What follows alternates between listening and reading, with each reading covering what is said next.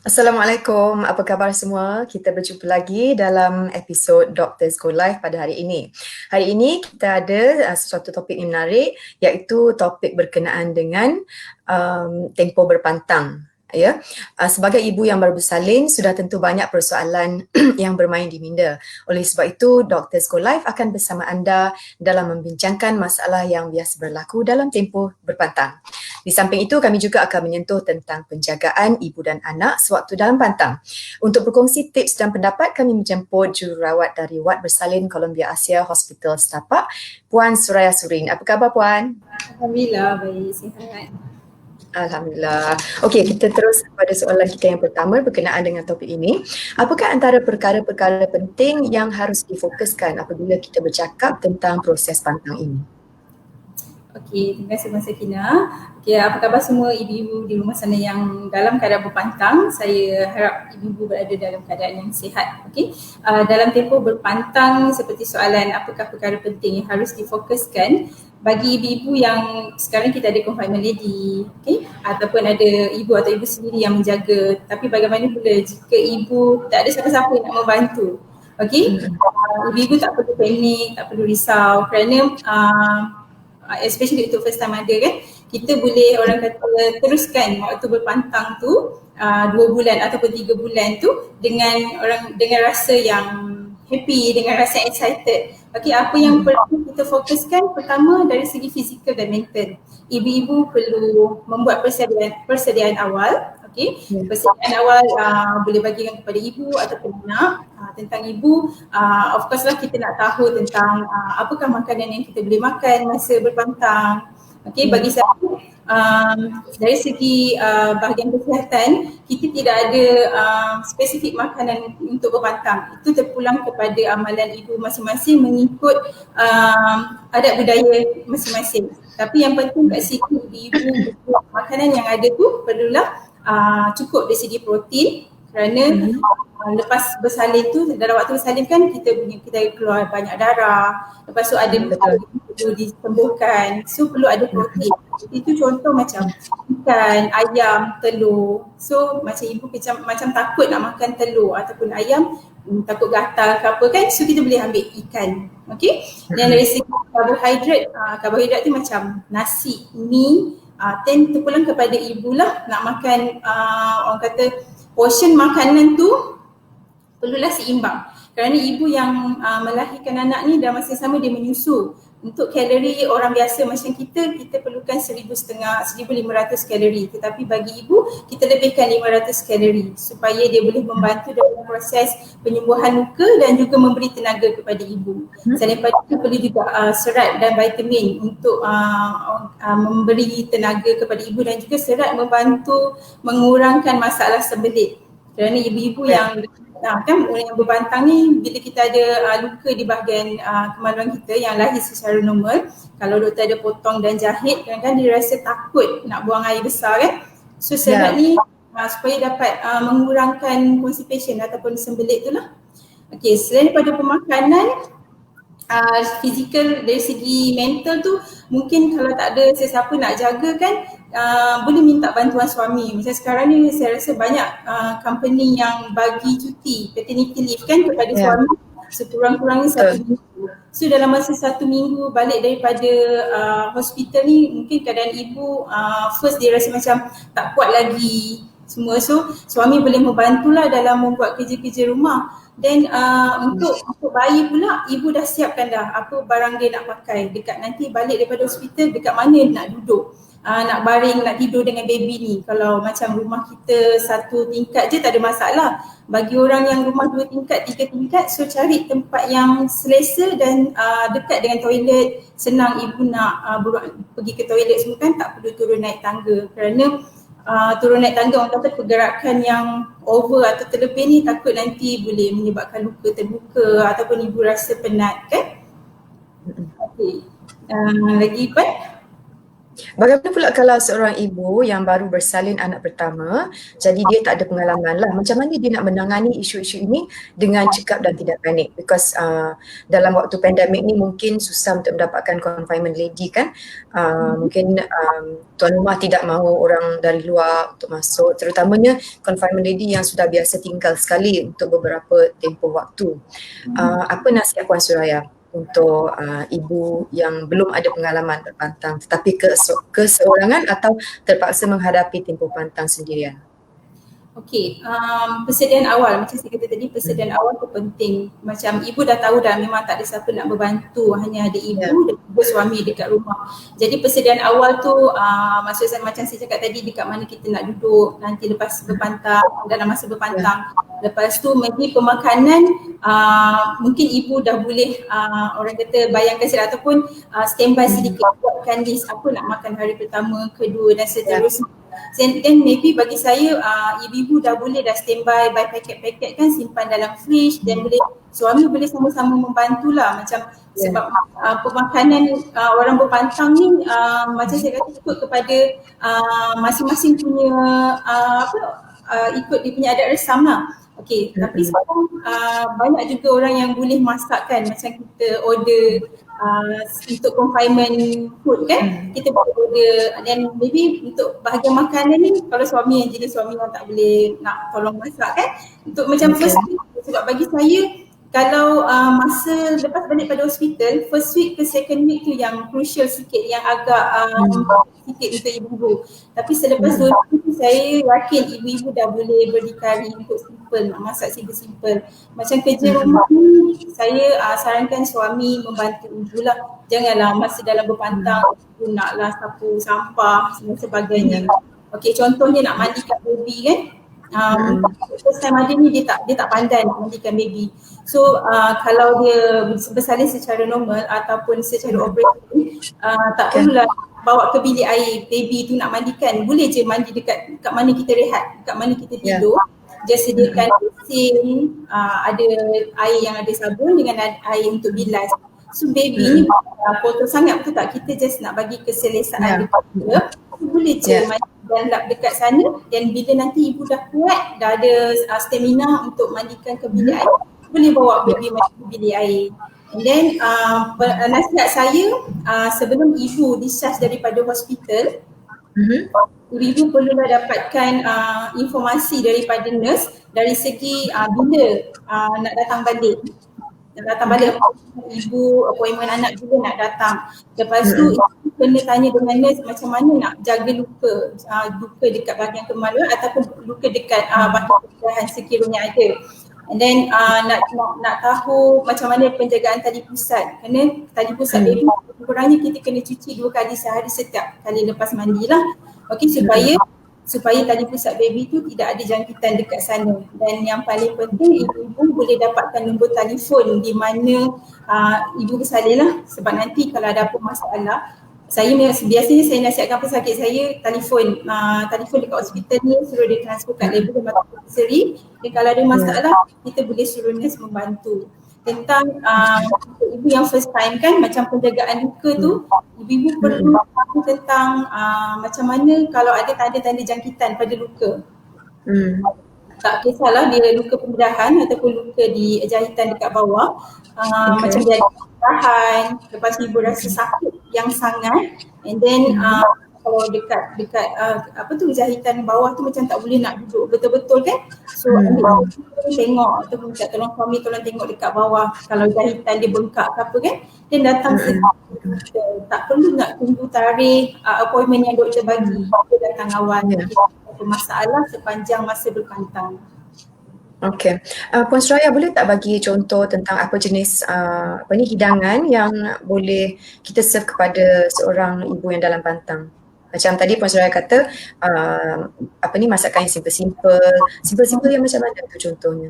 Okey, saya masih, walaupun saya ni dalam bahagian orang kata healthcare kan, tapi saya masih lagi ikut jugalah macam masa kita berpantang, mak masih lagi masakkan apa makanan yang kadang-kadang dia tak nak kita pedas sangat. Kenapa? Sebab bila pedas ni nanti ganggu perut kita. Dia bila ganggu perut kita tak selesa nak jaga anak. Jadi makanan orang berpantang ni lebih bagus kalau kita dapat rebus, dari segi rebus, bakar, kurangkan minyak supaya kita tak nak ibu rasa macam perut dia tak selesa. Sebab nanti bagi breastfeeding juga dekat anak dia kan. So makanan tu then kalau ibu rasa macam mak kata janganlah makan telur takut nanti gatal dekat tempat jahit. So, tak perlulah. Tak perlu makan. Walaupun itu adalah sumber protein. Tapi kalau tanya kita memang tak ada pantang apa-apa.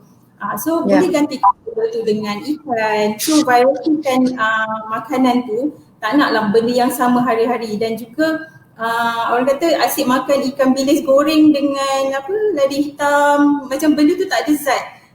Tambah macam kita tambahkan sayur tu supaya dia bahkan sayur kan sebab masa melahirkan darah kita banyak keluar, tisu kita banyak yang koyak. Jadi ibu-ibu perlu makan makanan yang ada zat supaya dapat memberi tenaga kepada diri kita, terutama masa kita nak jaga baby, apatah lagi untuk ibu yang berseorangan. Okay. Betul. Lagi satu cara tentang untuk membersihkan tali pusat tadi yang macam Suraya kata macam mana? Agaknya dia boleh pakai kapas dengan air suam, air masak biasa ataupun kena pakai alkohol atau macam mana? Okey, biasanya bila kita discharge, bila balik, nurse akan bagikan alkohol swab. Dia kapas tu dia dah ada alkohol dekat dalam dia. So bila dia dalam bentuk macam kepingan kan, so kita gunakan satu tu untuk sekali sapu, satu swab untuk sekali sapu. So sekurang-kurangnya kalau masa tali pusat tengah basah, at least kita gunakan 3 ataupun 4 keping. So bila dia dah kering, dia akan tengoklah, ibu-ibu boleh tengok masa dia cuci tu, kalau rasa kotor boleh cuci lebih sikit lah. Kalau tak cukup, let's say dekat rumah dah habis gunakan, dekat farmasi pun ada, bagi tahu je kita nak beli swab tu. Nanti kita dah, contohnya bila tali pusat dah tanggal, ibu masih lagi boleh cuci dekat bahagian dalam tali pusat tu. Lepas tu kita biarkan kering dulu? Yes, biarkan kering. Sebab apa? Walaupun tali pusat dia dah tanggal, tapi bahagian dalam pusat tu masih lagi ada, dibasah lagi tau. So kita cuci dekat dalam sana. Then untuk tali pusat yang belum tanggal, normally dia akan ambil masa depends lah, 10 hari, depends pada baby. Masih ibu pakaikan pampers anak tu, jangan masuk juga tali pusat sekali dalam pampers sebab takut nanti dia tak ada pengudaraan, jadi nanti dia akan berbau tau. So kalau ibu tengok kalau dekat bahagian keliling tali pusat anak tu macam ada merah, kadang-kadang baby benda tu sakit tapi of course lah baby tak boleh nak bagi tahu kan, tapi dia macam tak selesa, dia menangis kan, ada merah, lepas tu ada bau bila kita tukar pampers dia daripada tali pusat tu. So kita takut ada tanda-tanda awal jangkitan. So sampai baby tu ada demam, bila ada demam maksudnya kuman dah ada lah dekat sana. So nampak macam tak betul dia tali pusat dia ni macam something, so bawa ke hospital kita boleh check. Ada lagi satu perkara yang macam sangat membimbangkan ibu yang baru pertama kali bersalin, iaitu bila anaknya menangis. Bayi yang menangis tak henti, dia pun tak tahu apa nak buat. Mungkin dia tak tahulah sebab dia tak ada pengalaman, jadi anak tu lapar ke, sakit ke. So apa nasihat Puan Suraya untuk ibu-ibu yang ada anak yang agak fussy lah, yang asyik menangis all the time? Okay, sebenarnya baby menangis ni tak semestinya dia lapar, tak semestinya dia nak susu. Mungkin dia tak selesa. Dalam perut ibu dia selesa kan, dia duduk dalam kantung dengan orang kata suhu yang memang just nice untuk dia. So bila dia keluar tu dia rasa macam tak selamat tau dengan keadaan sekeliling dia. So maybe kita perlu bedungkan dia ataupun kita perlu angkat dia, peluk dia sekejap kan. Kadang-kadang baby baru je lepas menyusu, kadang mak cakap baru je lepas menyusu. So kita check lah dia punya pampers, basah ke tidak kan, diapers dia. So tukar bila perlu, dan dukung dia. Sometimes dia perlukan belayan, dia bukan nakkan susu ke apa ke. Kalau macam untuk baby yang ada tali pusat lagi, yang belum tanggal lagi, jaranglah baby tu menangis sebab perut dia kembung ataupun dia tak selesa kat bahagian abdomen dia.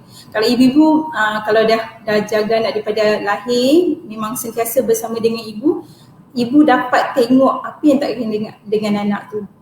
Biasa kalau macam lagi satu, untuk ibu yang menyusukan anak, nasihat saya supaya apa orang kata, jaga pemakanan tu, jangan ambil dulu apa macam jamu ke benda-benda yang boleh menyebabkan baby rasa tak selesa, sebab mungkin dari dia hisap susu badan kan, so baby akan rasa macam kita takut baby tak selesa disebabkan penyusuan tu. Tapi nasihat saya macam ada juga pesakit bertanya, boleh tak saya nak ambil jamu, boleh tak saya nak ambil macam Chinese, dia ada dia punya herbs ataupun dia punya apa air untuk bagi dia panas badan lah. Cuma normally saya akan bagi tahu boleh nak ambil boleh, tapi maybe selepas ataupun biarkan dulu, biarkan habis waktu berpantang, nanti baru start makan jamu tu semua, sebab kita takut efek tu dekat baby, especially untuk baby yang fully breastfeeding kan. Cakap kepada breastfeeding dalam tempoh berpantang, apakah tips yang boleh Puan share dengan kita, tips yang diamalkan dalam ketiadaan sebarang pertolongan? Tips untuk breastfeeding ke? Tips untuk breastfeeding dalam pantang. Sekiranya ibu tu berseorangan di dalam pantang ataupun cuma dia dengan suami sahaja, tiada yang membantu lah. Ada siapa-siapa yang boleh membantu kan? Okay, untuk breastfeeding during berpantang, dalam masa berpantang ni, macam kita tahu macam mana kalau nak banyakkan susu, kena bagi baby hisap, breastfeeding, direct breastfeeding sentiasa. And then satu lagi, saya nak ingatkan ibu-ibu yang pam susu ni, jangan terlalu awal pam susu. Jangan terlalu awal, sebab bagi masa maybe kalau nak pam tu mungkin 3 minggu sebelum kita nak mula bekerja, kita baru pam untuk simpanan kita nanti masa kita dah start kerja. Untuk sebulan lebih ni kita directkan, kita lekatkan baby dengan breast kita supaya penghasilan susu tu sentiasa ada. Okey, sekiranya ada masalah dalam berpantang, contoh macam breast bengkak, lepas tu ada luka pecah, nipple pecah ataupun puting dia pecah kan, sebab baby, pelekapan baby tu tak betul dengan breast kita. So apa yang perlu ibu kena tahu, yang di mana baby ni dia kena betul-betul melekap dekat kita punya bahagian hitam puting kita, bahagian hitam breast kita tu, supaya untuk dia mendapatkan susu yang cukup. Dan ibu kena minum air sekurang-kurangnya 8 gelas sehari. Macam kita kan orang Melayu kan kata jangan minum air banyak, nanti orang kata apa semua kan.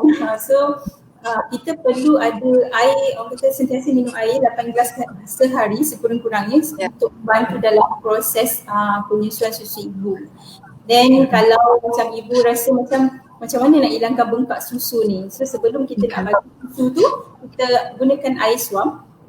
Gunakan tuala, kita buat demahan suam dulu dekat breast kita, dan barulah kita latch on. Sebab kalau breast yang bengkak, baby tak akan dapat minum susu tu dan ibu sendiri akan rasa sakit. So bila baby pada breast yang bengkak, dia hisap breast yang bengkak, dia tak akan dapat susu dan baby akan orang kata apa, menangis lah. So bila menangis, ibu pun akan jadi stres kan.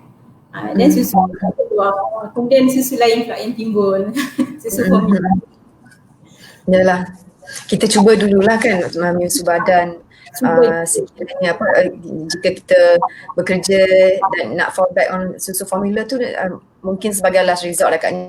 Kalau boleh janganlah, sebab kita kalau boleh kita nak fully breastfeeding sampai baby 2 tahun. And then daripada lahir sampai 6 bulan, dan kita teruskan apabila sehingga baby 2 tahun. Sebab kebaikan susu ibu ni saya rasa dah ada di ujung jari kita dah, kita boleh google apa kebaikan susu ibu. Dan orang yang dah ada pengalaman bagi susu badan, apabila anak yang menyusu dengan tak menyusu badan, dia boleh nampak di mana perbezaannya. Saya baru-baru ni Columbia Setapak ada buat breastfeeding week kan.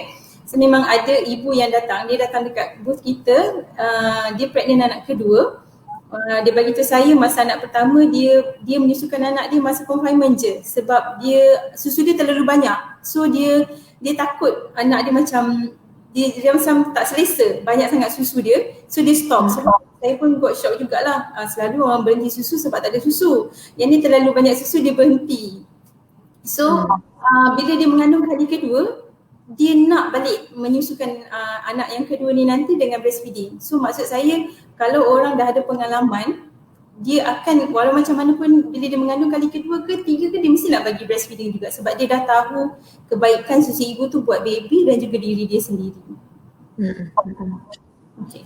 Mungkin dia boleh compare agaknya kan anak yang pertama tu macam mana keadaan, sebab susu ibu ada antibiotik, jadi mungkin dia lebih sihat ke, yang anak kedua tu dia akan buat dengan lebih tekun lagi lah agaknya. Tapi sayang kan kalau susu banyak tapi kita tak nak menyusu badan. Bagi saya kan, kalau ibu yang ada masalah penyusuan, kalau dia bersorangan kat rumah, macam saya katakan tadi, dapatkan nombor telefon hospital tempat yang ibu-ibu bersalin tu, call je nurse. Macam saya memang dah bagi tu dengan staff kat sini, kalau receive call daripada patient, bantu dia bagi tahu apa yang ibu kena ceritalah dengan kita apa masalah dia, so kita boleh membantu sebab kita tak boleh biarkan ibu-ibu ni berseorangan untuk menghadapi masalah tentang breastfeeding dekat rumah seorang-seorang, tak ada siapa nak membantu kan, so dia memang perlu ada kesokongan. So nasihat saya, ibu-ibu dapatkan nombor telefon nurse satu hospital, call, tanya, pukul 2-3 pagi pun nurse sentiasa ada kan, kita 24 jam kan, so call saja. Jadi kalau BHR Hospital setapak ni memang selain daripada masalah breastfeeding, katalah ibu yang baru ni dia nak tanya tentang masalah mungkin macam mana nak mandikan ataupun nak salin baju baby, boleh tak telefon ke BHR setapak dan tanyakan kepada jururawat yang tugas? Boleh, tak ada masalah. Orang kata apa sahaja berkaitan dengan dalam tempoh berpantang tentang baby ke, tentang mak ke, nak tanya boleh je tanya dengan kami. I mean you are welcome to call us. Okay, that's good to know. Puan, jikalau kita nak cakap sekarang tentang postpartum depression, iaitu ibu yang meroyan selepas bersalin. Sebab ini merupakan satu masalah yang memang nyata dan bukan sesuatu yang dibuat-buat.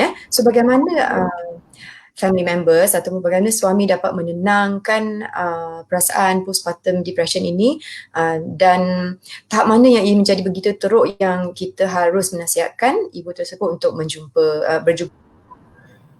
pakar psikiatri kan. Jadi mungkin Puan boleh ceritakan satu senario di mana ibu itu meroyan. Apakah macam ni kita tahu ini meroyan ke atau marah biasa-biasa? Okay. Postpartum blues ataupun dalam bahasa royan kan, masalah ni dia kira berat lah masalahnya, sebab bagi saya ia bermula daripada stres. Kalau tak silap saya dalam tahun 2015, kalau tak salah, kita ada seorang ibu di Penang dia tidak berjaya, dia rasa stres sangat masa nak breastfeeding anak dia, so dia terjun daripada bangunan ni. Kalau artikel tu dalam 2015 lah berita So kat sini orang kata suami dan juga keluarga, peranan suami dan keluarga adalah sangat penting, sebab kita tak tahu ibu ni apa masalah yang dia hadapi. Mungkin dia rasa macam ibu yang dalam berpantang, kadang-kadang emosi dia bercampur aduk. Mungkin dia fikirkan dia tak pandai nak jaga anak dia, mungkin dia fikirkan dia tak dapat sokongan daripada suami, daripada family, sedangkan mereka membantu, cuma kita tak tahu apa yang dalam hati ibu ni. Mungkin dia rasa dia nak sangat, saya bagi contoh lah breastfeeding dia nak sangat bagi breastfeeding tapi dia tak berjaya, susu dia tak keluar, dan baby asyik menangis, dan dia stres bila keluarga pula tak membantu, keep on suruh bagi susu formula padahal dia nak bagi susu badan kan. Jadi apa yang kita sebagai keluarga boleh buat, terutama suami dia kenal dengan isteri dia, dekat mana, kenapa isteri aku ni macam senyap kan, kenapa isteri aku ni tak ceria macam selalu, betul tak, walaupun dalam berpantang. Saya dengar kawan-kawan kata bosan lah nanti berpantang 2 bulan.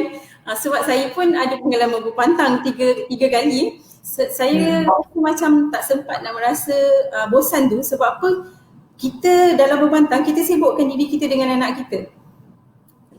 So dengan bab kerja rumah tu kita minta lah tolong suami kan, kita sibukkan diri dengan baby, kita bagi breastfeeding, kita talk to baby walaupun dia tak faham apa yang kita cakap kan, kita bercakap dengan dia. So benda-benda macam ni akan buat kita lapang dada. So macam dari segi ikut agama pula, macam orang Islam, walaupun kita tak boleh nak solat, tak boleh nak membaca Quran pada masa tu, tapi kita masih lagi boleh beristighfar. Then suami, peranan keluarga, bila tengok yang si ibu ni, dia dah mula senyap ataupun dia macam cuba bercakap dengan dia. Bercakap dengan dia, tanya apa masalah dia. Then maksudnya maybe orang dia perlukan perhatian.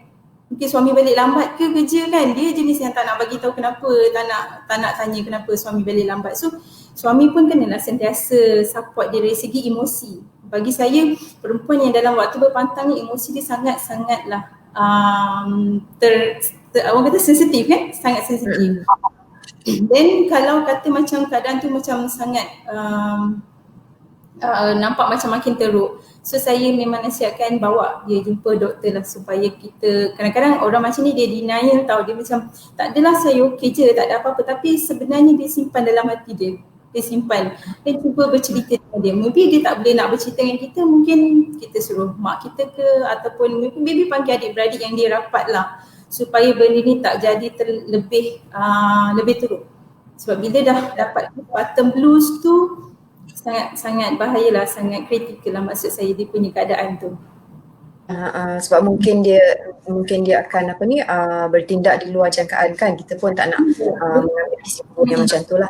Jadi lagi satu pun kata lah, sebab tadi pun ada cakap berkenaan dengan sokongan dari suami. Sekiranya ketiadaan suami itu tidak hadir, ataupun mungkin tidak terpaksa bekerja ke, jadi macam mana seorang ibu itu boleh menangani anak itu sekiranya dia sangat stres? Sebab kalau dia seorang, dia nak jaga bila baby nak breastfeed lagi, lepas tu ibu pun nak kena rest juga, tapi baby macam terus nak breastfeed. Basically macam kalau ibu tu nak rehat, macam mana dia nak atur jadual dia supaya ibu happy, anak pun happy. So ibu dapat dibersihkan, disusukan. Sekiranya ibu tu memang seorang-seorang dan suaminya keluar bekerja. Suami walaupun keluar bekerja masih lagi boleh berinteraksi dengan isteri kan, mungkin boleh berkorban sedikit masa lah sebelum nak pergi kerja tu, siapkan apa yang penting dulu untuk isteri, and then bila dekat tempat kerja tu call lah yang you okay ke tak kat rumah kan. Then untuk isteri pula, bagi saya kalau macam keseorangan kat rumah kan, apa yang kita perlu buat untuk mengelakkan kita, apa orang kata tadi, tak boleh nak handle seorang-seorang kan, nak handle seorang-seorang benda macam ni. Bagi saya bolehlah nak minta tolong daripada kawan-kawan. Kita tak panggil kawan kat rumah, tapi kita boleh make a call and then tanya ada masalah apa, saya ada ni, anak tak boleh ni, kena macam apa yang perlu saya buat. Jangan simpan masalah tu sendirian. Maksudnya kalau ada apa-apa kekangan ataupun ada apa-apa yang kita tak boleh nak solve sendiri, sebab you alone dekat rumah dengan baby, you tak ada mana-mana rujukan pun kan. So saya rasa ibu perlu share dia punya masalah tu dengan somebody yang dia trust lah. Dia tak boleh simpan, bila simpan tu yang jadi stress, then become postpartum blues tu kan, boleh jadi dia jadi tak tentu arah.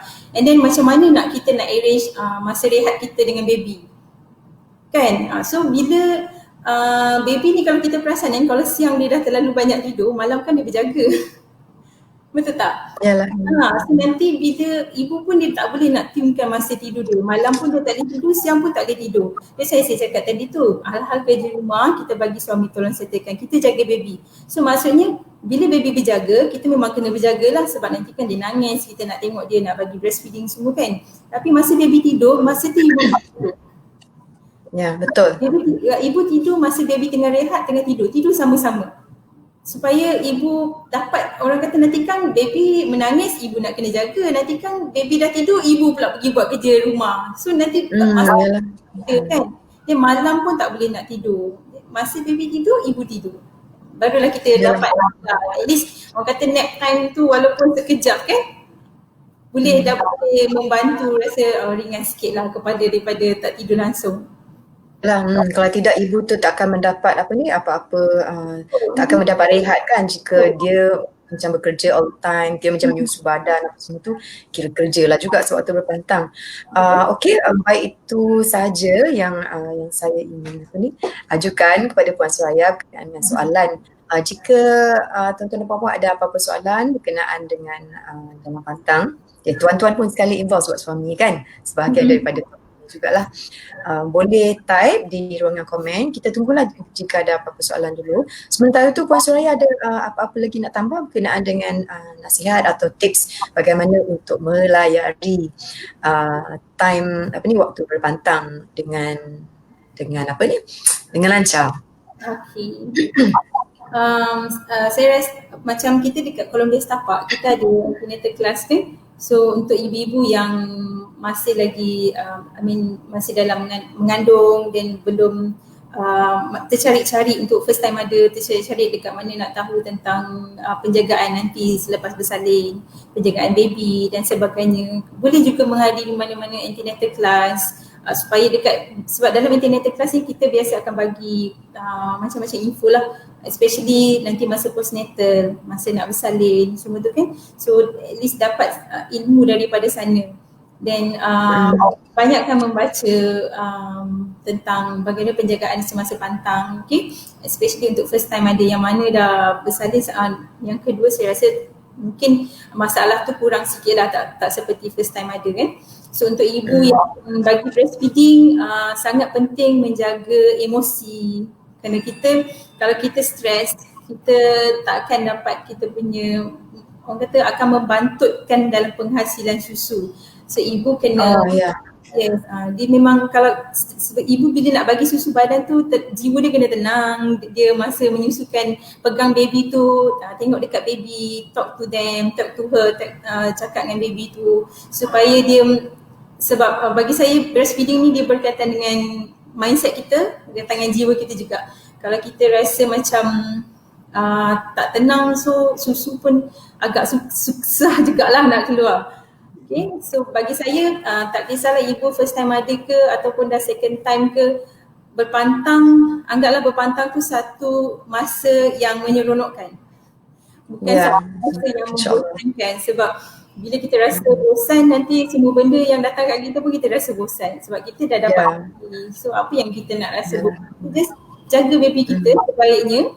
Kalau ada masalah memang perlu dapatkan bantuan, especially yang tak ada pengalaman, supaya kita dapat tambah ilmu dan dapat perbaiki apa yang masalah yang kita hadapi lah. Jadi sikap positif tu sangat penting lah supaya kita boleh menangani tempoh berpantang kita dengan lebih cekap dan bahagia, supaya tak menjadi sesuatu yang kita rasa sangat-sangat negatif kan. Jangan buat kerja seorang diri, dapatkan bantuan suami juga. Ya, betul. Bantuan sama-sama kan memang sama-sama. Di Columbia Asian Hospital Setapak dia ada workshop prenatal dan juga antenatal dan postnatal. Kita ada antenatal class which is kita akan buat 18 bulan 10 nanti. Jika berminat boleh contact ke kita marketing Columbia Setapak lah. Di sana nanti kita ada bermacam-macam orang kata information, not only for mother, not only for mother, for baby, macam mana nak exercise, so boleh join us untuk automatic. Bagus. Jadi sangat komprehensif lah kan. Jadi kalau macam workshop ni, kalau anda sebagai ibu yang mengandung ataupun ibu yang ingin macam mana nak cakap untuk melahirkan anak, boleh ke Columbia Asian Hospital Setapak dan boleh register sebelum itu untuk menghadiri workshop.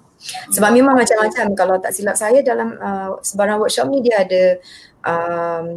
ada topik berkenaan dengan penjagaan bayi dari pediatrician, pakar kanak-kanak, lepas tu ada penjagaan ibu daripada gynae. Nutrition pun ada. Itulah, jadi banyak benda yang boleh dipelajari daripada workshop tersebut.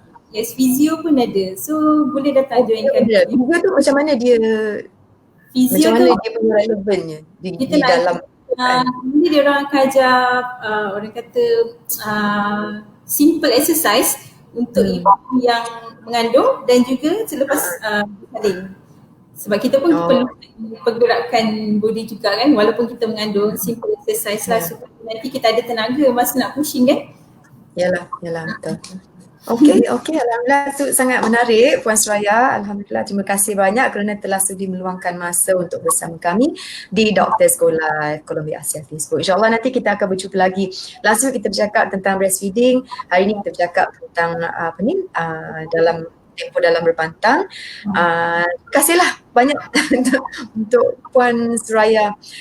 Dan juga terima kasih kepada puan-puan dan tuan-tuan yang telah sudi bersama kami. Assalamualaikum, kita berjumpa lagi di lain kali.